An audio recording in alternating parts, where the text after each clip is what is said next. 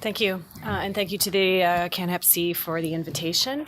So I'm very excited to show you some of the data that's come out of my lab. We've been busy since I got back from mat leave last spring. So this is one of two presentations. I'll have another tomorrow morning on a similar topic. So I want to add another layer to this understanding immune response or the effects of the immune system in HCV infection that I think is extremely important and is an element of great interest to the CanHep-C basic science core. And that's the role of the liver disease severity. And a lot of the time, immune function talks are not really flavored with this element. So I'd like to kind of add that today. So I don't need to remind you that, of course, chronic hepatitis C infection in many of the individuals who have it can progress along a course of damage to the liver through the chronic phase, leading to cirrhosis. And this can result in end-stage liver disease, portal hypotension, and even hepatocellular carcinoma. And so this is sort of inevitable for a lot of people, and the consequence of this is not fully understood in terms of its impact on the immune system. But I'd like to tell you that you may not know this, that the liver filters about a third of your body's blood volume every minute. And so imagine if this organ is an inflammatory environment and so on. I kind of liken it to a stinky room, and the more frequently you pass through a stinky room, the more likely that you're to stink. So maybe this is what's happening. Trying to prove this is going to be difficult. So what is the effect of the inflammatory fibrotic environment on circulating immune cells is going to be difficult. So the way my research looks is we look at blood CD8 cells, instead of liver CD8 cells, because I think it's important for that very reason is passing through this environment. And whether or not this is something that's reversible following cure. So immune impairment in chronic hepatitis C infection, as I've mentioned, and many others, is not something that's uncommon. Immune impairments are seen in both arms of the innate and the adaptive immune system. Many cell types are involved. None of them really work independently. They're all intertwined and makes the whole study rather confusing, but I think you need to point these things out. And so this, Barb Rehrman does always excellent reviews on these topics, covering these immune impairments at the level of the blood and the liver and so on. And so many cellular players are involved.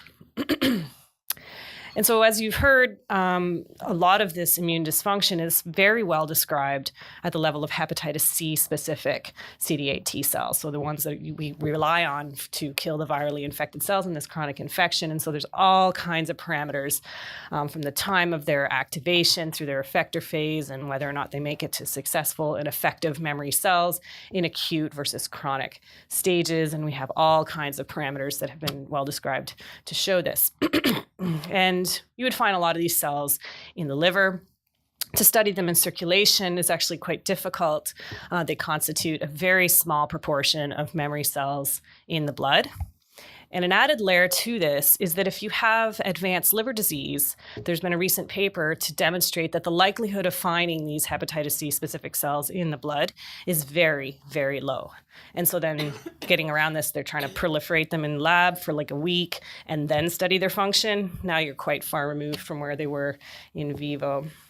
So kind of stemming from my past history and looking at CD8s in HIV infection is this concept of generalized T cell dysfunction. So you could take blood and look at CD8 functions without any antigen specificity in mind. And there have been a few reports that have demonstrated impaired function, impaired ability to make your lytic molecules, decreased apoptotic protection, decreased cytokine signaling, and so on, and exhaustion.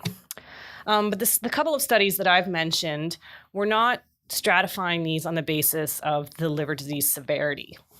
And so it'd be hard-pressed to find some of these defined groups in some of the studies.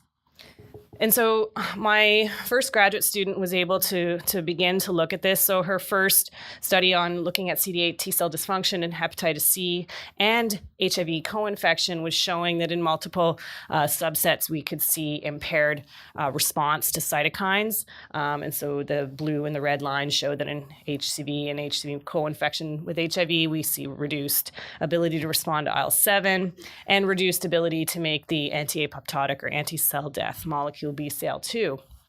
But the added component here is that when you look at those apoptotic cells and divide them on the basis of fibrosis, the individuals who had advanced fibrosis, F3, F4, actually had lower protection from this anti-cell death molecule. And so that's kind of really what drove my question of what is it that's driving this difference on the basis of liver disease severity. And so there are, of course, host and virus factors. Another topic that we looked at that may relate to systemic changes to CD8 cells is this concept of finding pieces of HCV core outside of the virus, and you can actually detect these in circulation. And so I had an undergrad student who was able to show that if you expose CD8 cells to hepatitis C core protein, that's in the middle, stimulated cells will proliferate very well, 72%. But if they've been pre-exposed to the core, they will reduce their proliferation significantly. So host and viral factors are likely involved in inhibiting these cells. And we looked at this at a few other parameters in terms of their ability to produce lytic molecules and so on. So anyhow, these are sort of the preamble to my hypothesis that I'm testing with this current work is that generalized CD8 dysfunction in Hep C, which I did see with my previous graduate student, now we're actually going to look at the functional level, which has been mentioned here and today, and look at this in the context of liver fibrosis, and then see if this can be reversed with DAA treatment. So the first part is looking at untreated individuals. So they're in chronic stage, they're mono-infected, they've never been treated for hepatitis C before. And we were able to look at groups that are at the extremes or not all the way to, HCC or end-stage liver disease, but anyhow, using the F-scoring system, so less than 7.0 kPa or a 0 to 1 F-score, or F3 to 4, greater than 14 kPa. So those were the two groups, and of course the uninfected controls. So in terms of what do they look like, as Lisa was referring to before, if you broke down these CD8 T cells in the blood into their subsets, you can see that the uninfected controls and those with minimal fibrosis are not quite the same, but they're closer to looking to similar subset distribution. There's some subtle differences in between in the naive population. But if you take a look, just to begin with, the Hep C advanced fibrosis is already significantly different in a number of subset distributions compared to those with minimal fibrosis. And so starting with this, we stimulate these bulk CD8 T cells in the lab with anti-CD3 CD28 and look at, which is a simulator of T cell receptor activation in an antigen non-specific way. And if we divide these cells into different subsets, as listed on the graph on the right-hand side, and then you can see that the uninfected in the clear bar, the minimal fibrosis Hep Cs with the gray, and the dark gray is the advanced fibrosis, that in some of these subsets, actually, they're making more interferon gamma in advanced disease. And naive cells are making more interferon gamma when stimulated. And so this is sort of something that I had not initially expected. So enhanced interferon gamma production by those cell types and the early effector memory cells. So these are not the fully differentiated memory cells. Oh, I'm never going to finish. Similarly, perforin baseline levels. The advanced fibrosis makes lots of perforin to begin with, and then when you try to stimulate them, there's a significant induction in the advanced fibrosis in nearly all of the cell types, particularly in the naive and the memory subsets. But their ability to degranulate, so to actually release these lytic molecules, is not changing in all of the subsets. So they're making all this perforin, but only some of these subsets are able to make them, namely the naive subset, but those advanced differentiated memory cells, the late effector memories, are not necessarily releasing it to the same degree. So the second objective quickly was to see what are the effects of the direct-acting antivirals on these cells in the context of their liver fibrosis stage, so before cure, after cure, the basic study design, looking at non-cirrhotics or cirrhotics, 12-week DAAs, and I had sampled them at week 0 and week 48, so this is quite a long time after. And so the interesting point here that kind of keeps coming up in these 3 functional parameters is that those who have advanced fibrosis are not changing the functional attribute that they had over the course of 48 weeks, unlike that of the minimal fibrosis. So you can see in the interferon gamma production, in nearly all subsets, there's about a 50% reduction in how much interferon gamma they made. We don't see that as well with the advanced fibrotics. Similarly, their perforin production in most of the subsets does go down, although if you look in the cells that are really well described to make perforin, in the central memory subset, they are reducing in the advanced fibrotics. And lastly, the ability to degranulate remains unchanged in the advanced fibrosis, and again, it's reducing in those who have minimal fibrosis. So this is clearly demonstrating that looking at CD8 function in the context of fibrosis is important.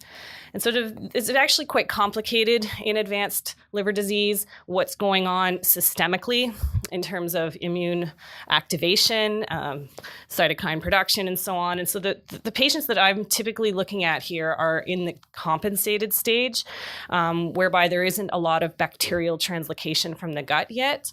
There is some liver damage that may be stimulating the innate immune system and its influences on CD8s. But so they call this sort of a state of hyperactivation, and maybe this is what is being reflected in these very responsive, or maybe even inappropriately so, CD8 cells. So this was the general finding, is that indeed the bulk CD8 T cells are dysfunctional in hepatitis C in the context of advanced fibrosis, and this is something that doesn't seem to be reversing with DAA over a long period of time. And so why is this happening? That's the next big question. Studies in murine models of chronic infection, namely in the LCMV from John Weary's lab, is showing that if you do have these long chronic infections, that you get long-lasting effects on T cells after you have resolved the major insult. And so why is this happening? Maybe there's imprinting, epigenetic changes have been mentioned, hyperimmune activation, as I had mentioned as well, and other dysfunctional immune cells. And of course, why study, again, the selling point is why study circulating CD8 T cells. They do have some role in our understanding of hepatitis C reinfection in the context of cells that are not the immunodominant subtypes. Of course, protection against HCC, the risk is real after DAAs, and it's partially a CD8-mediated cancer. Susceptibility to other important co-infections in some high-risk groups, to tuberculosis, which is an intracellular pathogen, and you need CD8s for those. Co-infection with HIV, it is well known that if you don't treat your hep C well, you're going to have rapid progression to AIDS, and of course your liver disease will progress faster in those individuals. And the issues of a T-cell vaccination, or T-cell and B-cell vaccination, has already been mentioned. And your general responses to antibody-mediated vaccines could be influenced by CD8s. And there are some papers coming out showing how CD8 cells can actually kill B cells if they're dysfunctional. So I'd like to acknowledge those who've contributed to this work. Thanks for your time.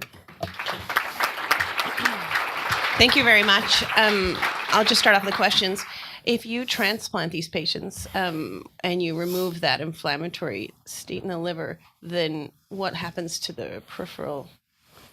Yeah, so that's a good question.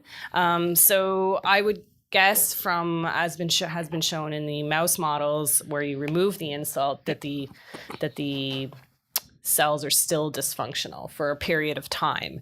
How long it takes to reverse an imprinted traumatized T cells it needs to be determined. And I've been asked that very question. I haven't done that experiment. Jordan. Yeah. Yes, hi. Thanks, Angela. Nice work.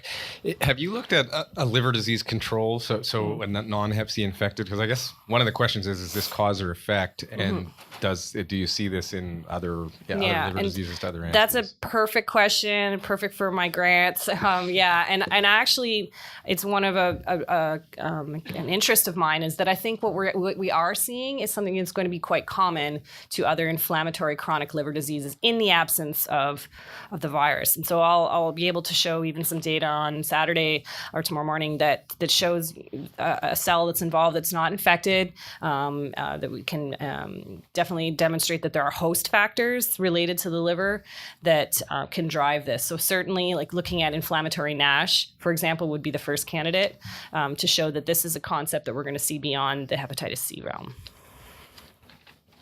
Okay. So if there's no other questions, we'll take a break for coffee and thank Angela for her talk. Thank you.